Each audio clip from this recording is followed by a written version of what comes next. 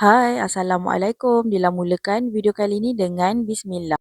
Dalam video kali ini, Dila nak share satu resepi simple yang ni sesuai untuk breakfast. Lepas tu dia panggil dia pocket roti sebab dia ada pocket macam tu. Lepas tu dia punya tekstur lembut dan juga gebu.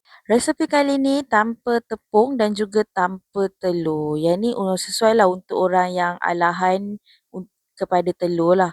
Dia gluten free, lepas tu jangan risau, roti kali ni dia tak mudah koyak lah. Untuk dia makan dengan telur dan juga timun. Nak buat mudah, tak guna banyak bahan. Okey, dah jom mula buat. Mula sekali dah pakai oat. Pastikan cari oat yang gluten free lah.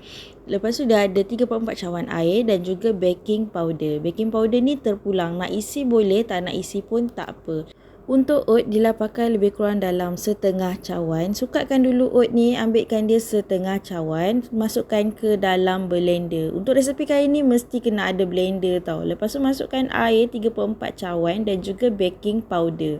Masa ni kalau nak ada rasa sikit boleh tambahkan sedikit garam, gula dan juga perasa ataupun rempah-rempah. Lepas tu boleh blenderkan dia sehingga betul-betul halus. Boleh tengok Dila blender dia agak lama juga sebab nak blenderkan dia sehingga betul-betul halus.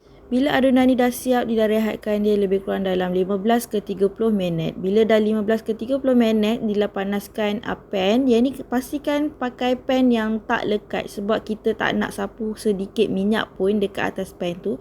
Tuangkan adunan tadi, agak-agak suka hati nak tebal mana, nak banyak mana ataupun besar mana. Ratakan dia dulu.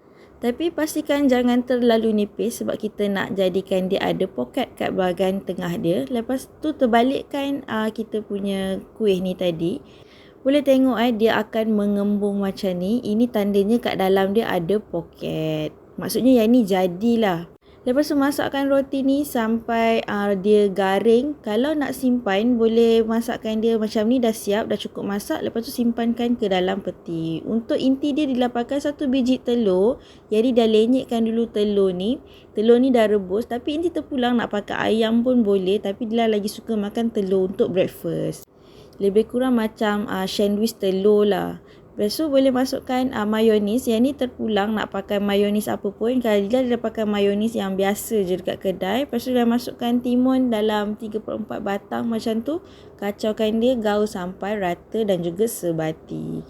Kalau suka ada rasa, boleh tambahkan dengan lada sulah ataupun black pepper dan juga sedikit garam. Untuk Dila macam ni saja dah cukup. Lepas tu boleh dihidangkan, nak letak dalam poket dia boleh, nak buat macam ni pun boleh, ikut kreativiti masing-masing lah. Lepas tu Dila makan dengan matcha strawberry ataupun air matcha strawberry. Kalau rasa video kali ni bermanfaat, boleh sharekan video kali ni. Kalau suka dengan video-video Dila, boleh like dan juga subscribe.